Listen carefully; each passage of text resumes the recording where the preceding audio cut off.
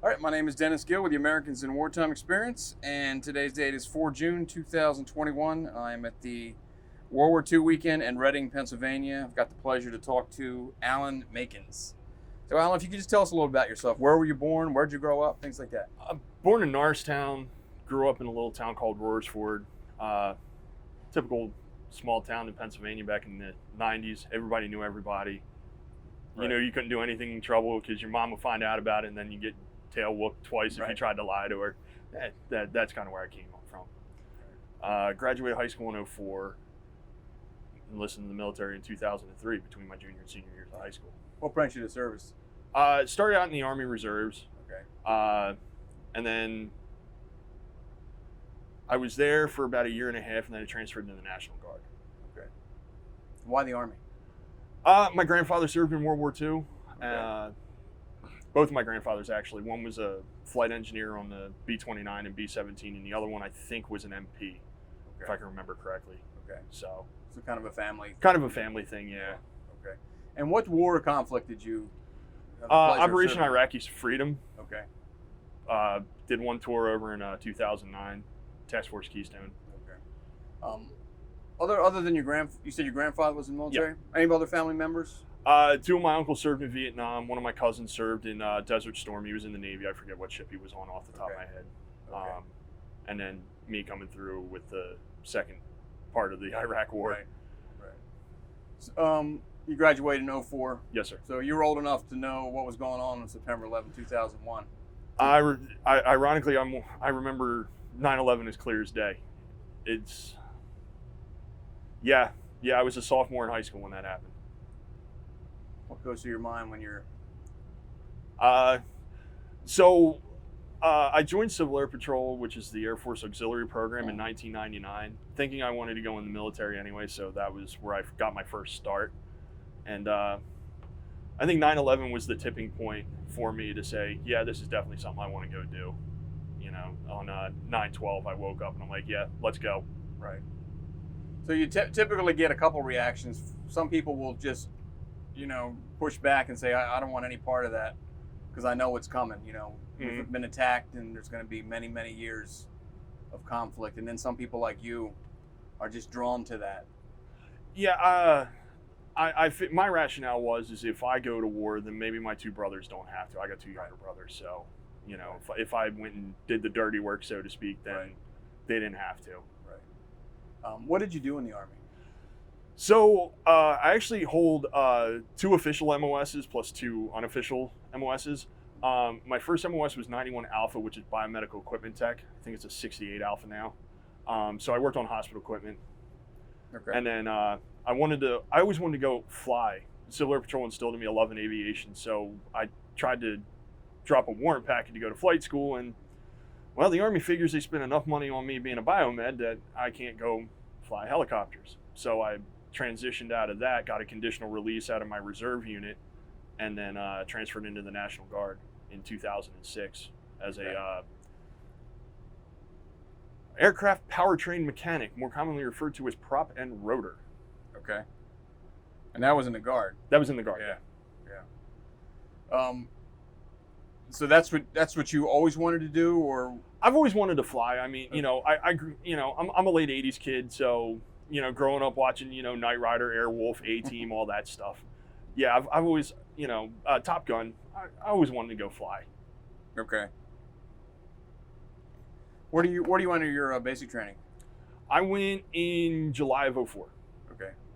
Where did you go? Fort Sill, Oklahoma. Okay.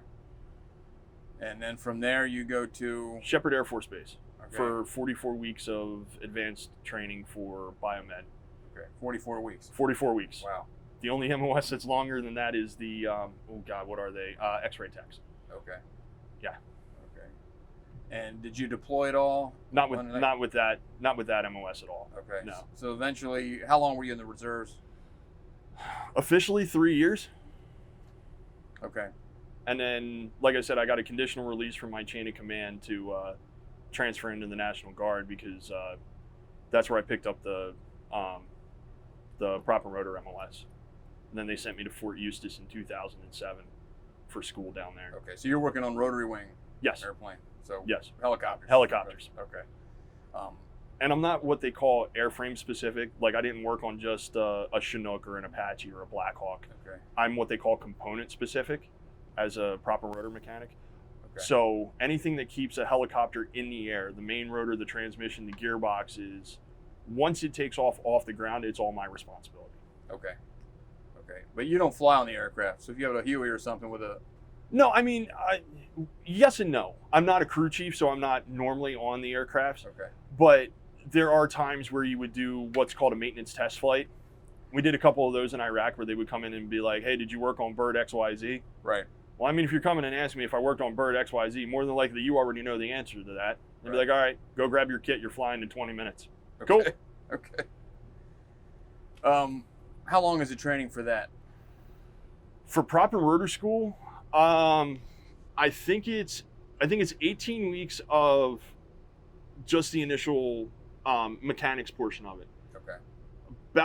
Right about the time I went into the field as a proper rotor mechanic, they also added NDT, or non-destructive inspection technician, NDI, to our workload on top of that.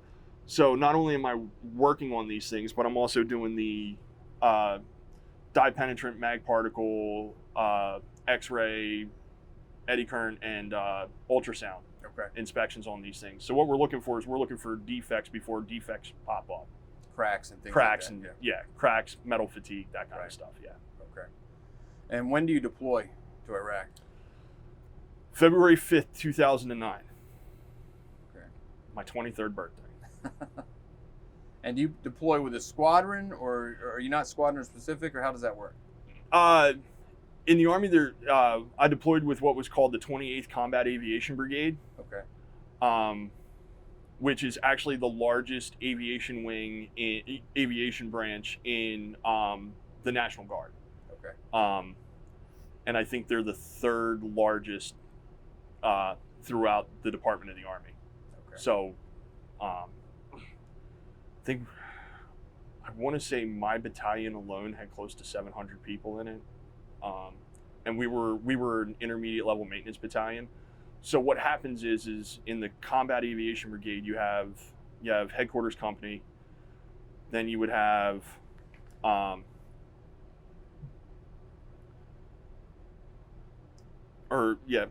you would have their headquarters company, and then some of the other line unit, some of the other aviation wings, like the 1st or the 2nd of the 104th Aviation Battalions, and they have all their own unit level maintenance guys. If they can't fix it because it's beyond what their scope of practice is, they send it up to us. Okay. And if we can't fix it here stateside, we send it to Corpus Christi in Texas. They're the depot level maintenance. But a lot in theater, we got letters. We had representatives from Corpus Christi and the different manufacturers over there who would come out and inspect and look at what we wanted to fix, and they would actually write up letters of how to fix this in theater. Okay. And then we worked to that standard. Okay. So we didn't have to ship parts out and try to ship parts back in. Now, are you working on the actual aircraft, or you working on the parts after they've been taken off? I do a little of both, but Okay. 9 times out of 10, I'm doing the parts have already been removed from the airframe, and they come into my shop, and we tear everything apart and fix it that way. I gotcha. A couple of times we'll do some repairs on the helicopter if it's nothing major, if like a seal breaks or something, we can just tear it apart real quick. Mostly, anything under an hour we'll do on the airframe, but if not, then it'll come into the shop. Tell me about you get to Iraq. Hot. What's your first thought? It's hot. It's hot, and it's a 7-hour time difference this time of year. Right. So that took a little getting used to. I was used to being like 1, 2, 3 hours behind, Right. But being 7 hours ahead now you have to kind of keep that thought process in the back of your head, Right. I mean, everybody comes up and, anybody who served, we all understand what I mean by the Eeyore complex. Oh no, lost my tail again. Just kind of gloom and all that stuff, especially if it's your first deployment. Everybody goes through it. And finally, you'll get to some point, some of us wake up a little sooner than others, where we're like, you know what? I'm 10,000 miles away, but so is everybody else. So screw it, to use lack of a better phrase, and I'm just gonna make the best of it. Yeah. And that's what you have to do. Some guys it takes a lot longer. I didn't see some guys snap out of it till 3/4 or more out of a deployment. They were just depressed. Right. And you try to be there for them the best you can, but you know, there's only so much you can do. How long were you deployed? We were supposed to be deployed for a year, but the unit that came in behind us would have ended up missing 2 Christmases. It was an active duty unit that came in behind us. And any DOD branch doesn't try to let their service members miss that, you know, 2 Christmases or 2 Thanksgivings. Right. So based off of that load, they adjust fire based off of that. So my deployment got cut down to, I made it into theater in April of 2009. I was home 2 weeks before Christmas of 2009. Okay. Where I was supposed to be a couple of more months. Did you deploy again, or was that the only? No, time that was you the only ever- deployment. Okay. By the time another deployment came up, I was a little burned out. And, Right. you know, a couple of things had happened that I just left a bad taste in my mouth, and Right. I just put my hands up and said, you know what, I'll just ride my contract out. Right. What kind? So you weren't specific to an airframe. No, sir. What were some of the helicopters that you would have worked on? The CH-47 Chinook, the UH-60 Blackhawk, all variations of those. Right. The AH-64 Apache, Alpha and Delta models, which most of them should have been Delta models by that point. And the OH-58 Delta Scout helicopters. Right. Go ahead.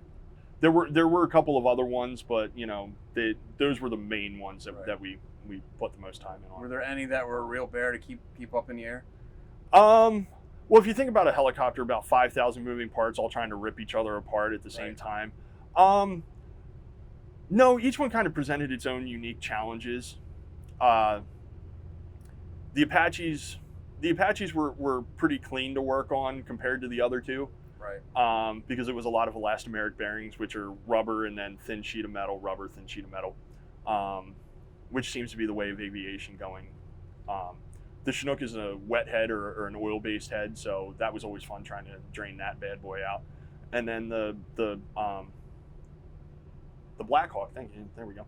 The Blackhawk uses a lot of what they call pro seal or like a hard rubber. Mm-hmm. And that's what they use to protect their a lot of their bolts and stuff that are going through, so that they don't corrode or whatever. So, like I said, each one presented its own unique challenges, but they were all fun. We're all fun. Right. What was the tempo like? Were you busy all the time? Do you have some downtime? Since we were the only intermediate level maintenance battalion in the southern tier of Iraq, so parts and pieces were being flown in from all over southern Iraq at the time. So yeah, there weren't too many days where we came into the shop and we just saw nothing on the work order list. We always had something going on. Yeah. So was it like a Monday through Friday type thing, or 6 days on, 1 day off? Okay. And you know, you had 7 or 8 guys.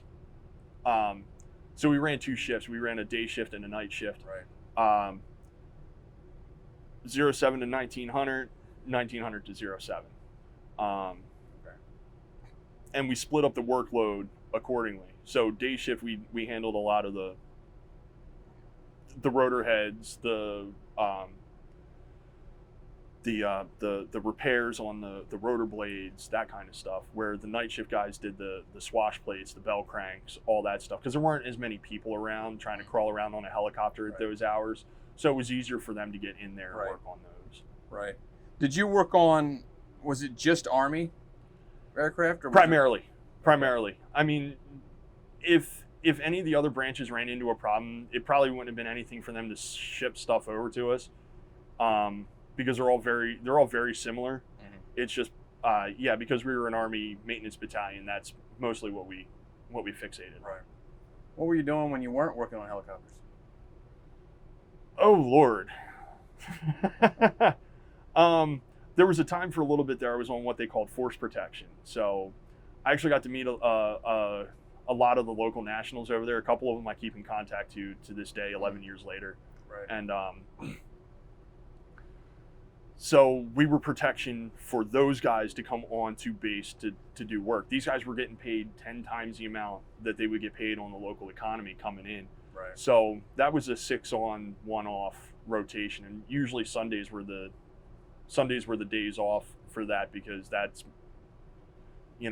just the way it worked out. Yeah. So when we had downtime or whatever, hook an Xbox up to the side of the containerized housing unit or CHU, have this big screen out there, and play Call of Duty, Halo, whatever. Right. Try to do something to keep the morale up. Yeah. Morale. You said there were some guys that just never seemed to break out of that funk. Generally speaking, though, were people motivated to? Yeah. I mean, by the time I deployed with the guys in 2009, they had already had at least one rotation under their belt.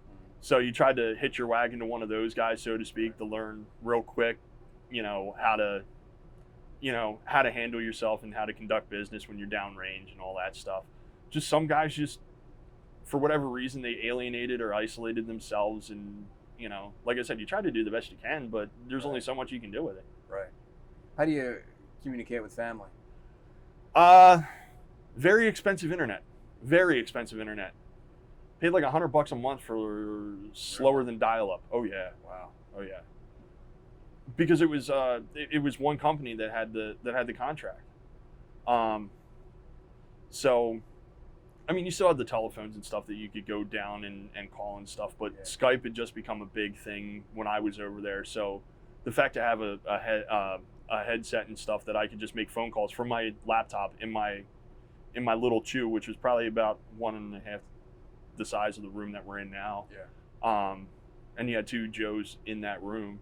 So, to be able to make phone calls like that instead of having to wait on a bus to take you down to where the phone banks were and all that stuff, it was a godsend.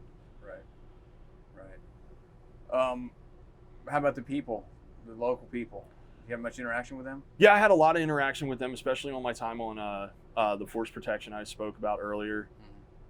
A lot of them were thankful that we were there. I worked with a couple of Saddam's former Republican guards, and honest people. Like most Americans at that time, especially growing up in 9/11 happened, we all had a stigmatism or a hatred for people that we didn't know. Right. We didn't know anything about. So yeah, I carried those prejudices until I went over there and started working with them and got to know them and all that stuff. And they're just, you make a mountain out of a molehill for 1% of the entire population, or those idiots that we're trying to neutralize to make the region better. 99% of them are just like everyday guys, just trying out there, take care of their families and everything else. Yeah. Is there anything that stands out, good or bad, about your time there? Well, I had the unique opportunity to go visit the ziggurat of which is right outside the main gate. The archaeological dig site for that, the expansion zone for that, so you couldn't dig in that area, actually pushed into some of the base. Okay. From where the fence line was. So we couldn't build or anything. If there wasn't anything that was already built there, we couldn't put anything new over there. Okay.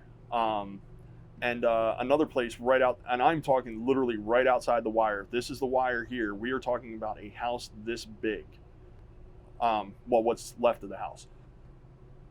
Local legend claims that was the house that Abraham was born in, raised his family in, and then moved from that region to modern day Israel as we know it. So there was a lot of really cool stuff that you could see and all that. Right.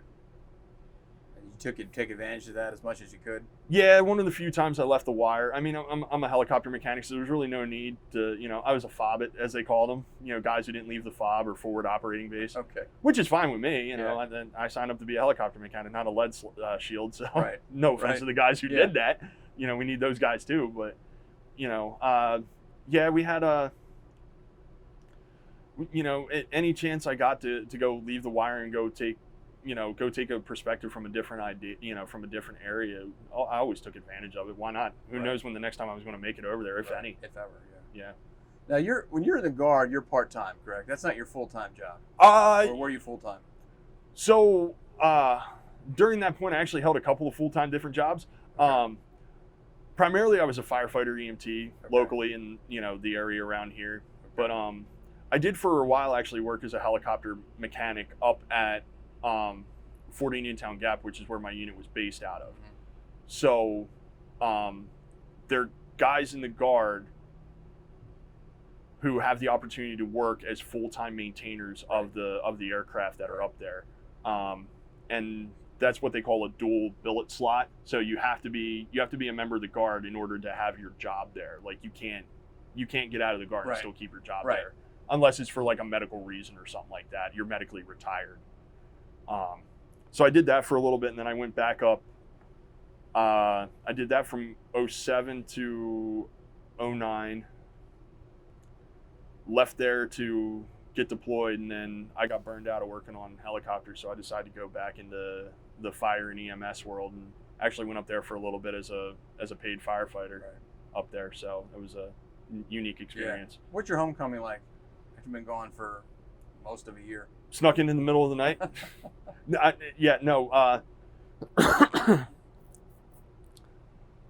Landed at Fort Dix, New Jersey. 2 days later, the biggest snowstorm before Christmas hit. Okay. And somehow Chow Hall personnel are considered non-essential employees. So you come up with unique and creative ways to get your guys fed, up to and including maybe posting a menu somewhere where officers can look at, and somehow mysteriously money in a menu gets posted there. I don't know where it came from. And then you just put the food over there, and then 20 minutes later it's gone. I don't know where it went. But in those situations, you don't care. You're trying to take care of everybody. If the lieutenant colonel comes over and says, "Hey, you mind you guys throwing an order in? I'll throw in with you." Yeah, sir. What the hell? Why not? I don't care. But the homecoming was literally 10, 11 o'clock at night. Packed up on a bus. Ironically, the bus driver, I was talking to the bus driver, he's from the same area and worked as an EMT for 30 years before he became a bus driver. So he happened to know a couple, he just started throwing names at me of people who he thought I might know. I'm like, yeah, I know that guy, I know that guy, I know that guy. And this is in the day and age of Nextels, if you remember the Nextels. Right. So next thing I know, he's got his Nextel keyed up, and he's talking to one of my best friends. Throws me the two-way, and I'm sitting there talking, and I should have put him on private, but I didn't.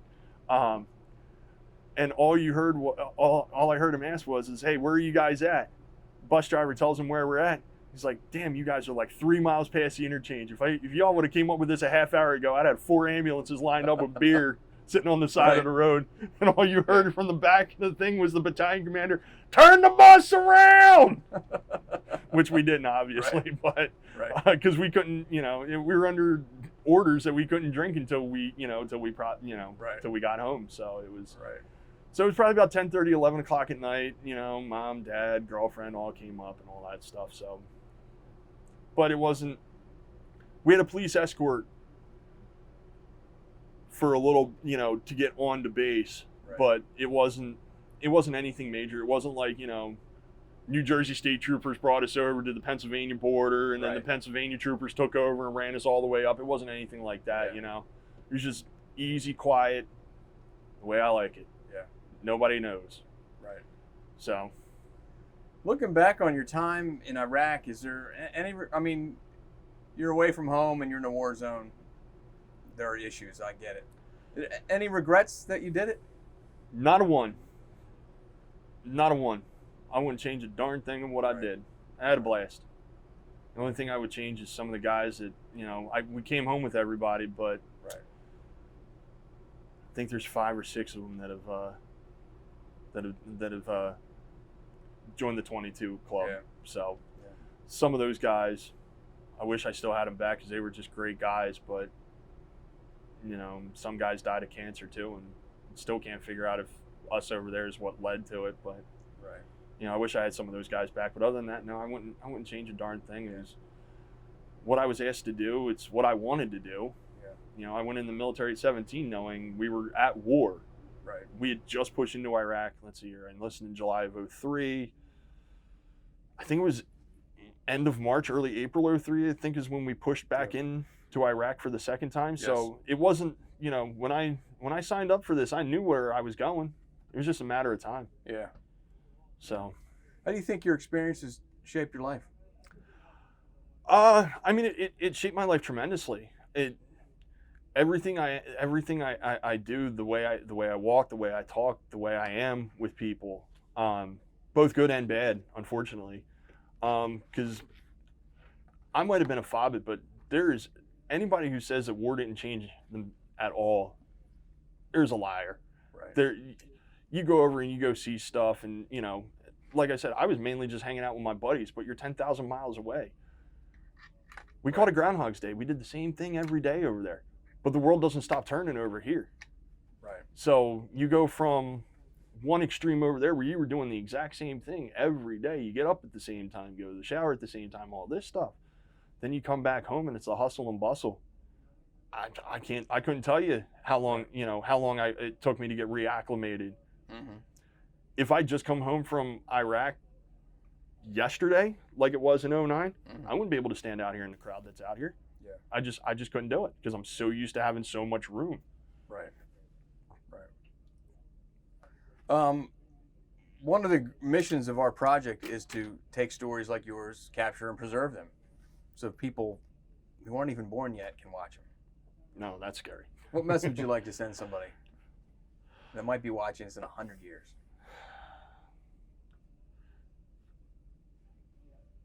Oh, gee. Just take the lessons that we learned from our 20 years of doing this. It's 2021. 9/11 happened 20 years ago this year. Hopefully in 100 years from now, they're still talking about it and how that changed the world. Hopefully they never go through something like that, like what we went through. Just, you sit here and you look back on the world in 1999 and you have a conversation with somebody who lived in that time period. My son's 15 years old. He's learning about 9/11 as a historical fact where I lived it. And to sit there and try to answer his questions, you try to be as open and honest with him. But you're like, buddy, I could try to describe it to you, but you wouldn't understand. So hopefully this gives these, people 100 years from now, if they get a chance to find this old relic laying somewhere, and they get to hear some of the stories from guys like us and, guys who came before me, some of the World War II guys, if you guys are able to capture some of that, the Vietnam guys especially, listen to their stories and understand where they came from and why. Maybe they'll understand why the veterans are the way they are. Right. And those are the lessons that need to be learned. But if they don't hear the stories, they can't learn them. So that's why we do what we do. So I want to thank you for sitting down and talking to us. Is there anything else that you want to talk about that we didn't mention? No. I mean, just one quick story. Sure. I know I mentioned earlier where they come out to you and say, hey, you're taking a maintenance test flight. Well, working on a CH-47, which is a Chinook. It's a big tandem rotor helicopter, which means there is no tail rotor. Right. It's two main rotor heads, and they spin in opposite directions. That's how they keep the centrifugal force from fighting each other. And the CW-2 who was flying that aircraft, Chief Harris, was a small female, just a little bit over 5 feet tall. And let me tell you, she comes screaming in one time, she must have been no more than 40, 50 feet off the deck, off the runway there in Talil. And thank God we were all buckled in, because they had the back door open. You got your camera out. I know she could see us or hear what the FEs or the crew chiefs were telling them, because she just pulled back on that cyclic and zoom straight up. And all you're doing is hanging on, going like, holy insert certain expletives right there. But all you're doing is looking at the earth as it's shrinking as you're going that way. Right. And that was just some of the best times of my life. It really. And it's crazy to say it that way, but you went there with guys who, they watched your back and you watched theirs. there's no greater feeling in the world than knowing that the guy you look to your right and left to are going to make sure that you come home at all costs. There's things that you will do, things that you will see, people that you will meet in the military where there's no other place you'll ever meet or see or do those things. It's a unique experience. I can't think of a better place where you'll have, you know, a redneck from down south eating food that we call that's everyday food for us up here, because, you know, I'll use a cheesesteak. I make a cheesesteak down, you know, on a military base. Guy from the south comes over and is like, "What's that?" "That's a cheesesteak." "What's on it?" "Cheese and a steak." "Here you go, have at it." Right. "Man, that's pretty darn good. Come here. I'm gonna give you some of this jambalaya." "What's in jambalaya?" "Don't ask, just eat it." Right. "Okay." You're sitting there eating it. And you're listening to music. I grew up on on certain music, but because of my time in the military, now I've got a more variety in music, and you're not gonna find anything. I challenge anybody to find anything better than that, and you're not gonna find it. No, you're not. No. Well, on behalf of the Americans in Wartime Experience, I want to thank you for sitting down and talking to us, and thank you for your service. Thank you, sir. Much appreciated. Thank you. All right.